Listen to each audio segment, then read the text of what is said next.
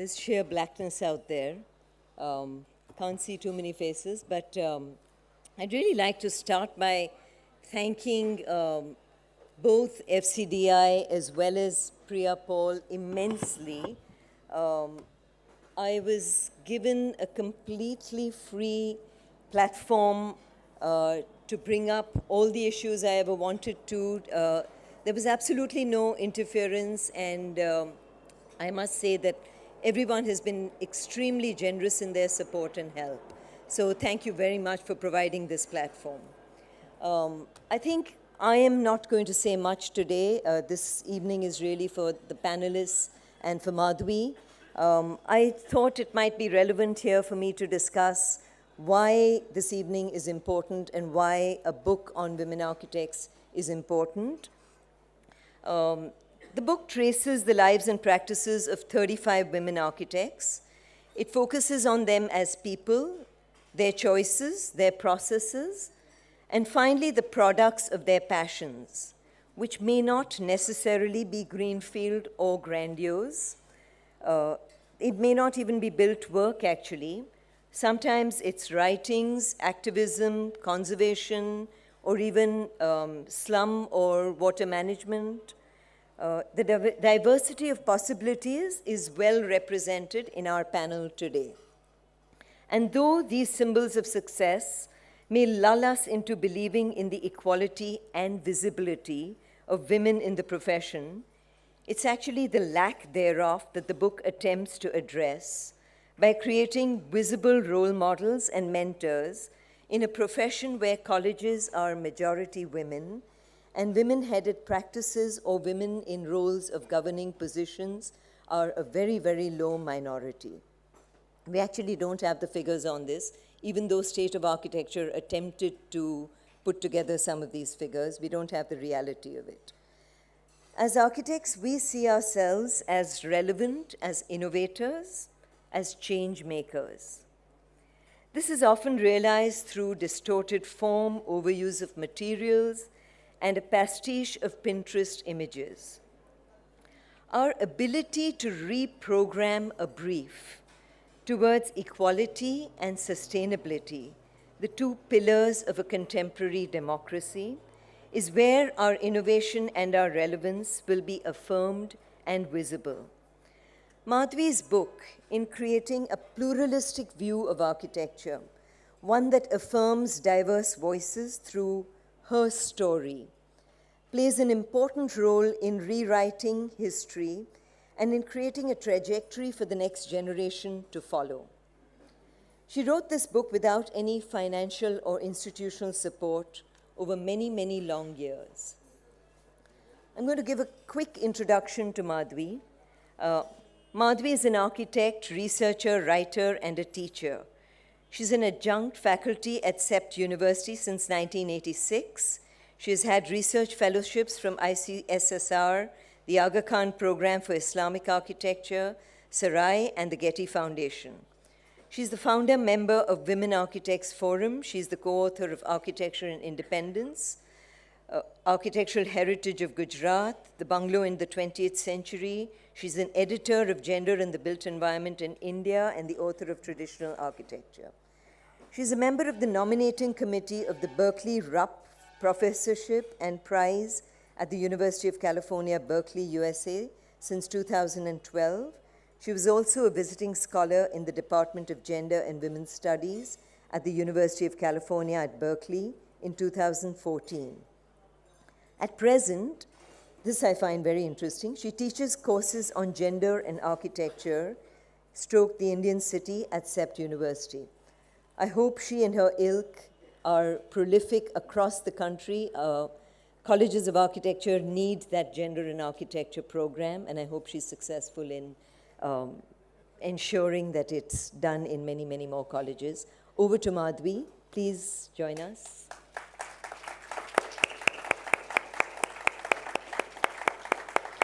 Thank you, Shimul, for this rather elaborate introduction. It embarrasses me and humbles me. I want to start by thanking all of you in the darkness over there, my former students, my friends, my colleagues, and all the others for braving the traffic of Delhi and for being here. I want to thank Priya, Sarita, Abhinav, and of course Shimul for making this happen.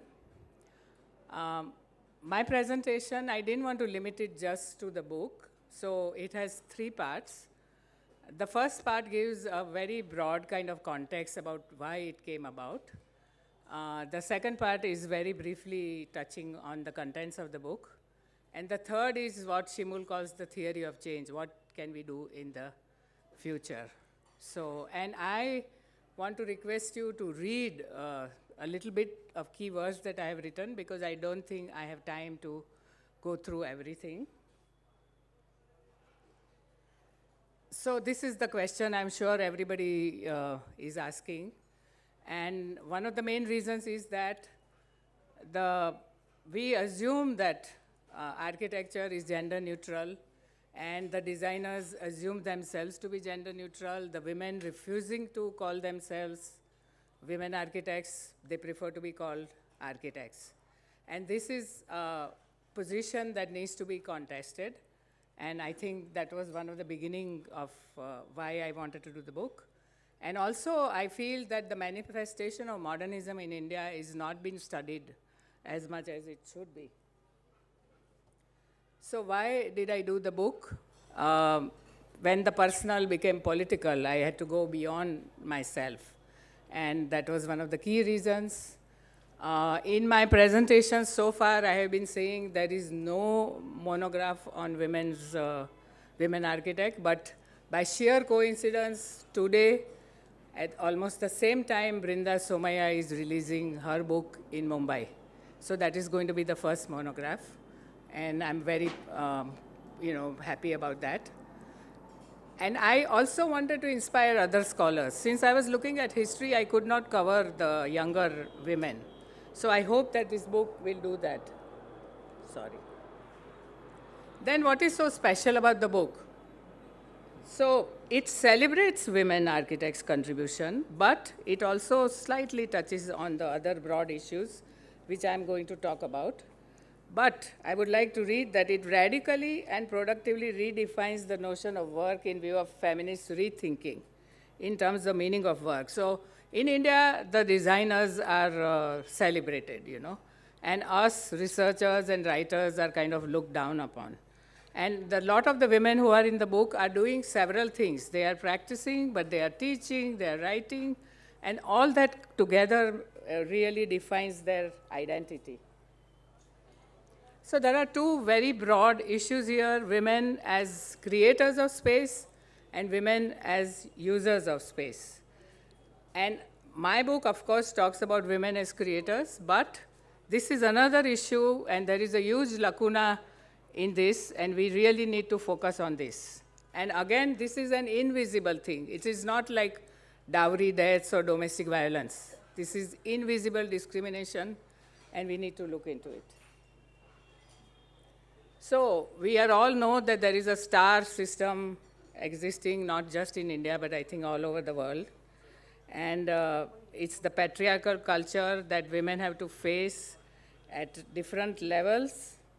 And as Shimul said, a few successful women architects are taken as evidence that there is no barriers to women's acceptance. And I feel that, that really needs to be challenged. Now coming to why women architects have not gathered critical mass. So I think Wakhalu talked about media and interior design and where women have already reached a critical mass, we accept them. But these are some of the reasons why women find it very difficult to have their own practice. And eventually they are not able to manage the work-life balance. And that's why we find that a lot of women eventually drop out of the profession or change into graphics or interior design, filmmaking, etc. Coming to women and architecture education, this itself needs another book. But all I just want to point out here is that because there is no discourse, we don't talk about this. So if you see the black and white picture, it's 1970s. This was the situation, and the one next to it is 90s. So women students are more than 50%, sometimes 80% in certain colleges. We have 500 colleges. And I think, also in a liberal atmosphere, they feel that there is equality, as you can see in the photograph at the bottom, right there.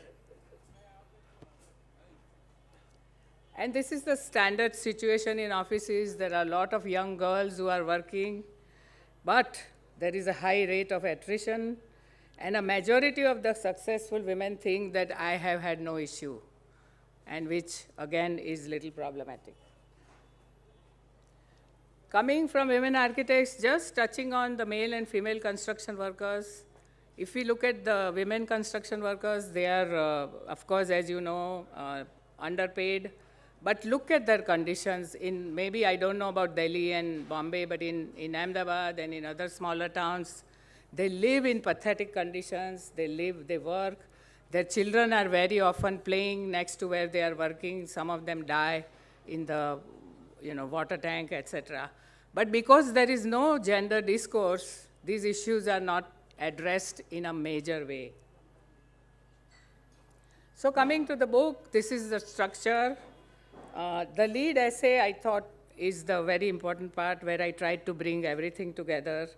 There are 7 stories of early women in architecture in India and 28 profiles of contemporary practices.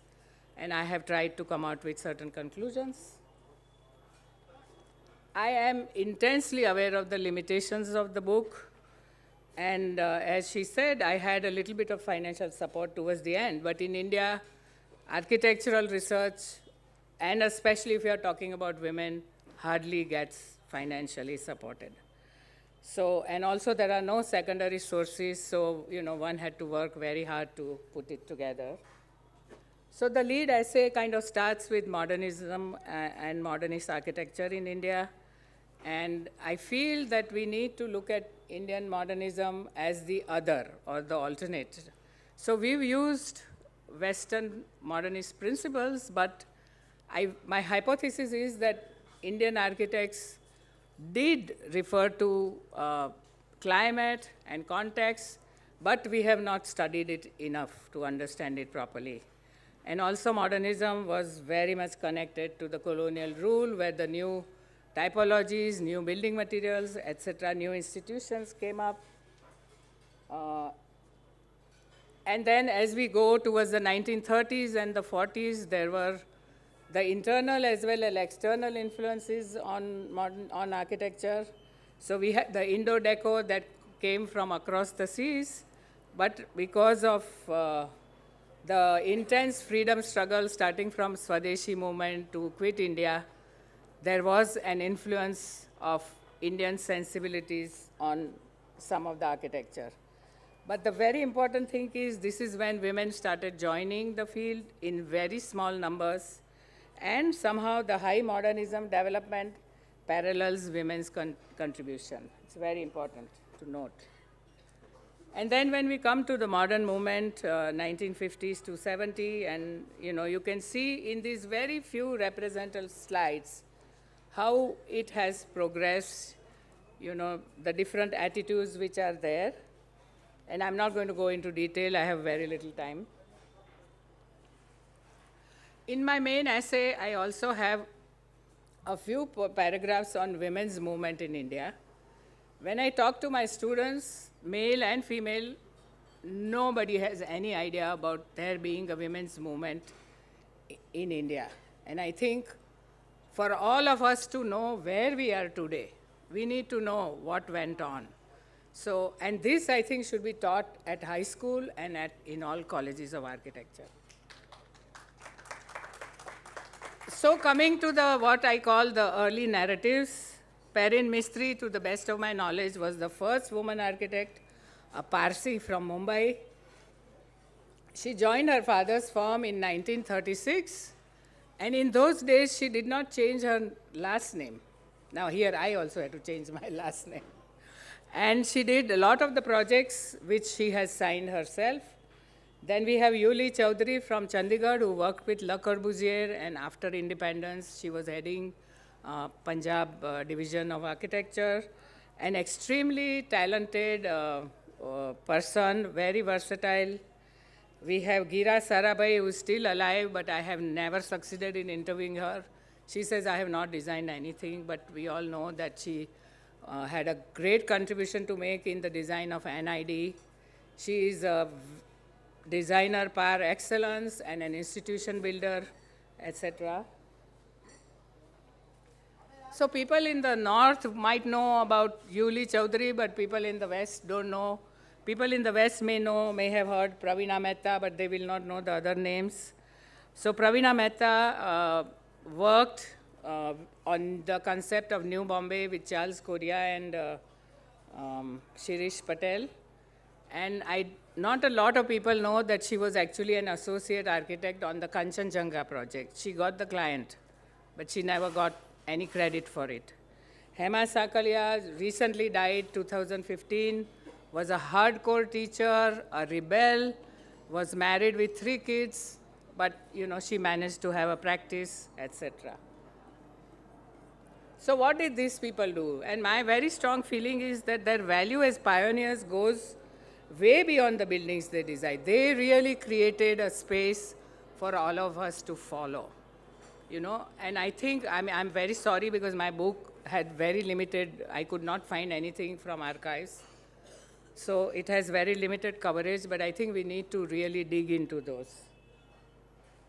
And coming to the contemporary practices, the panel here is going to make a presentation today, so I'm not going to talk too much, but there are different models. There are very few single women practicing in India, but it is increasing slowly. There is a very common model is husband and wife practicing together. Then there are maybe 2 women or unrelated man and woman. And if we look at, there is a tremendous variety of architecture which has come up. Sustainable practices with excellent aesthetics. So some of the women in the book are doing this. Conservation, where women have made a name for themselves. Many of them are involved. I think you have Abha Narayan talking here. And activism, very few, not too many, but it's important to point out that that is also, Neera does practice, she writes books, she teaches, and she's also at midnight to save the mill owners' land, mill workers. She's with the mill workers. So these are all kinds of different things that happen. So in contemporary practices, I thought it's very important. When I first started working in this area, anything I said, they would say, oh, this is a social issue, forget about it, this is a social issue. But I think life is connected, our profession and ourselves are connected. So these are some of the social interpretations. And it's always been the family, a liberal atmosphere.